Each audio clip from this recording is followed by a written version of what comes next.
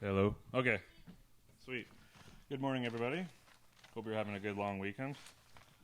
I was asked, yes, like as Pastor Kelly said, to come and share my story, I suppose. I don't think I've really ever shared it with this church. I was baptized once at the Alliance, and that's, I think, the only time I ever shared my testimony. And I think I even talked to Derek a little bit about it when our brief moments when we lived together for a little bit, but here goes. Um, in my early adult years, I moved out of my folks' place when I was 17, just before I hit 18. Didn't really do very well in school, and then I just asked my brother to take me in and got a job and just started to survive. Live the basics of my life in the city. Started off probably not in the best foot. As I was early in my teenage years, I was a pretty angry person. I think I grew to become very bitter, even with God Himself. In some senses, I never really realized until my world got shaken. But I used to use as I got older. I moved out. I started living on my own. Had a roommate who was my cousin. Didn't really have much in faith in God at the time. I mean, I grew up in a Christian world, but never really, I think, lived by the words. I mean, they were just going to church on Sundays, and I think I struggled with it myself a lot, battling back and forth, what was right, what was wrong. But eventually, I started to suppress my emotions with marijuana and alcohol.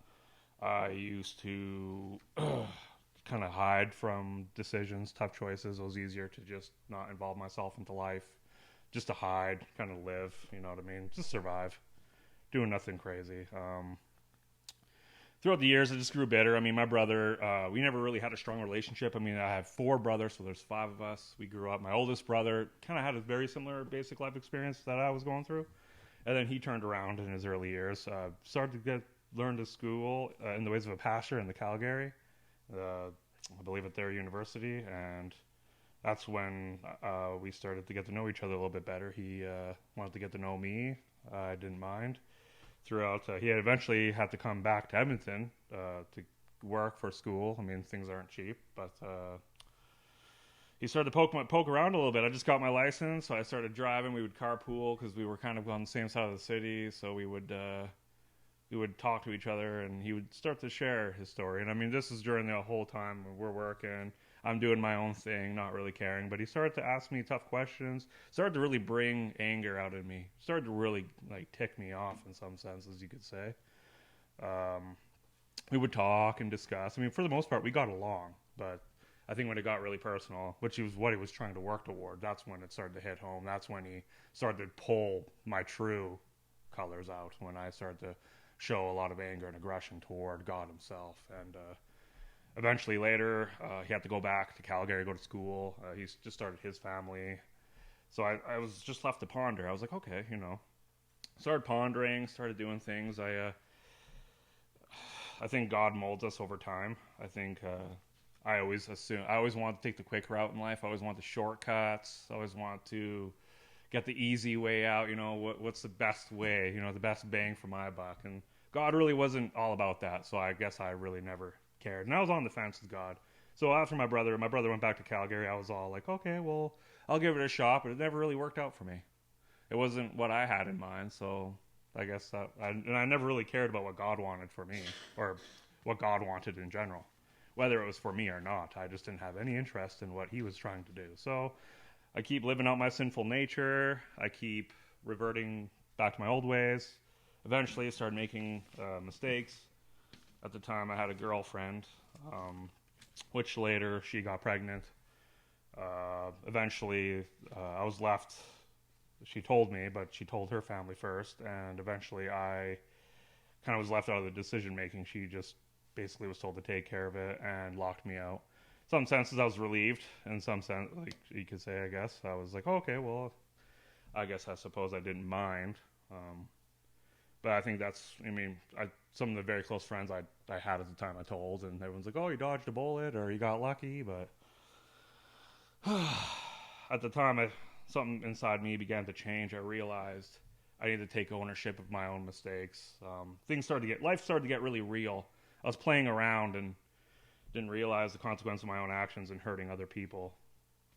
and I think I started to need to start live a little bit more. Me and my brother kept in touch through the years. We would talk. He would give me some harsh truths. I would get upset naturally.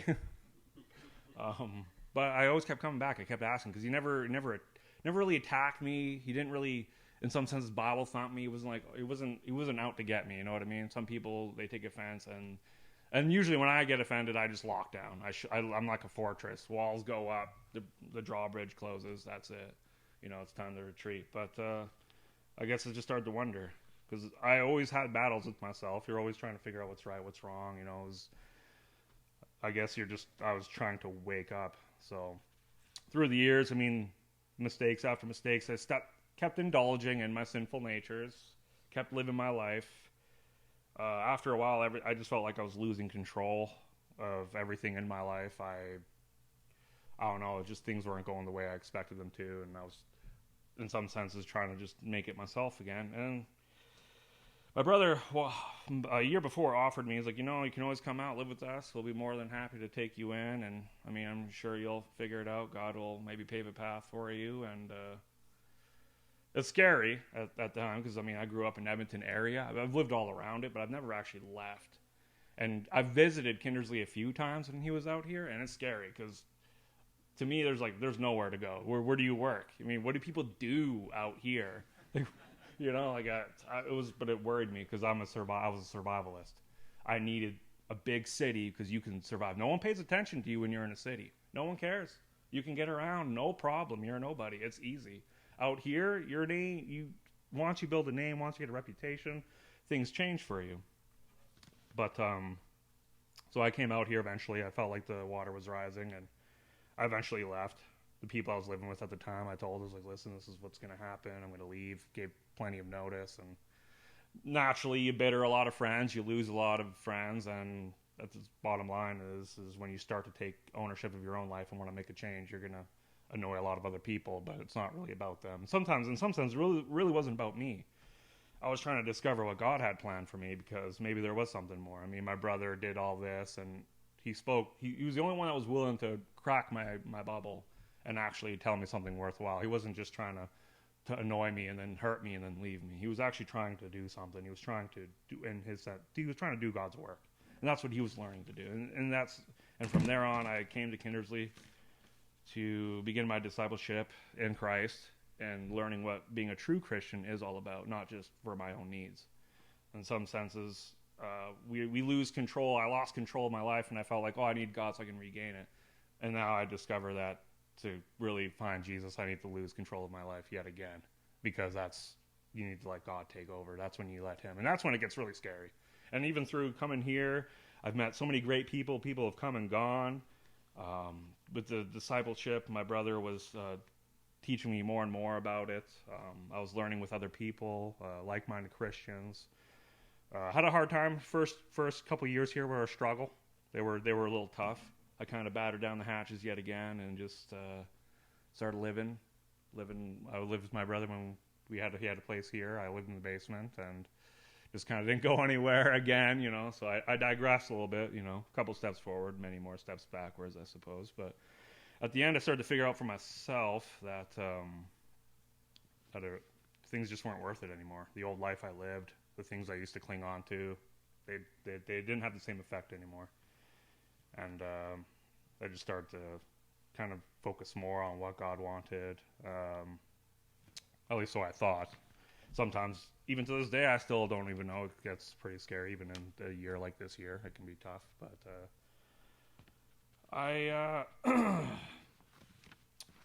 sorry, I almost lost my footing here. I began to feel what being a Christian really is like. And through the years, I even got a good job through a Bible study that I still have to this day. It worked out. It was tough. It wasn't easy, but I managed to maintain that and been able to maintain other relationships while being here, which is really nice. And even before I moved here, my brother used to collaborate. He worked for the Alliance Church, and that's where he does work here. And he started to collaborate with New Life Church Youth Group, the Provost Church Youth Group, And all the leaders got together and started making plans, and that's how I met Jackie Couples. So she asked me to come eventually to maybe help out with the youth here at New Life, which I was like, oh, hey, maybe that's my chance. Maybe that's gives me a chance to do something good. Maybe I'm going to do God's work. I kind of felt a little immature at the time, though, because I'm working with these youths. I've probably known God for way longer than I have. Probably have a stronger spiritual maturity. So I kind of use those excuses to be like, okay, well, maybe it's not for me. But I stuck it up for a little while. Things changed. I met my beautiful wife, Abby, around the same time. That time, my brother eventually actually left. He was called to go east to Montreal, is where he went, and which it upset me. It angered me. It brought back some old feelings, and yet again, I felt I was alone. And after he left, we were supposed to talk, and I was just bitter, and I didn't really talk to him. So he was just like, "Well, see ya. Sorry, you feel this way, and there's nothing else he can really do. It's my decision to be that way." Later on, I sent him an email. I was like, "Listen," I was a jerk. I mean, I'm not going to recite my email, don't worry, but I don't even know if I remember it. But basically just told him, it was good that you left because you were teaching me, and now the training wheels have come off. Now it's time to actually practice my faith. I can no longer hide in a shadow or try to be something, just try to hide underneath the bridge anymore. Now I actually got to put it in practice. Now I actually get to use this knowledge, maybe do something with it. So I guess that's what I've tried to do. And it's not an easy road because, like I said before, trying to find God, I originally thought, oh, I'll just get Jesus and, we're good, whoop. So that's not the case. In fact, it's quite the opposite. And to this day, it's been a never-ending battle. Following God is no easy task, I find. And I think most people that follow God know that. I think every one of you guys know that. I feel that there's a lot of struggles that are constantly coming our way and curveballs, and even such as like this year as a pandemic to shut everything down and shatter it to show people what we truly trust in. And unfortunately, it's not really God. And I think that's scary. I think there's a lot of things out there that are a little nasty, but keeping faith in God in this time is probably what we need to do the most, and that's what I've been trying to do the most. And through all that I've learned to do that very well, and with the help of my beautiful wife Abby over there, it's been very helpful because I don't know if I could even make it this far. I went into this life not knowing what I was going to come out with. I didn't realize I was going to get a family. I was too afraid to have a family. I even told my brother, I was like, listen, you want me to come out of my bubble, but I'm safe here. I'm happier here. Nothing is going to hurt me. I'll get prepared for the worst and things are going to happen, but numbing myself is not the answer. And God's helped me with that. I've had a few addictions. I didn't want to say too much, but I was like, it might be important. I've had addictions with marijuana. Not really with alcohol. I never really cared much for that. But my strongest addiction from when I was a very young child was pornography. An addiction that long lasted into my marriage with Abby. And it's embarrassing for me to say, but it's been a pretty big struggle, and those are the things I worry about most, especially in our society. That in my old life, no one cared. That's normal. These things are normal, but they destroy you.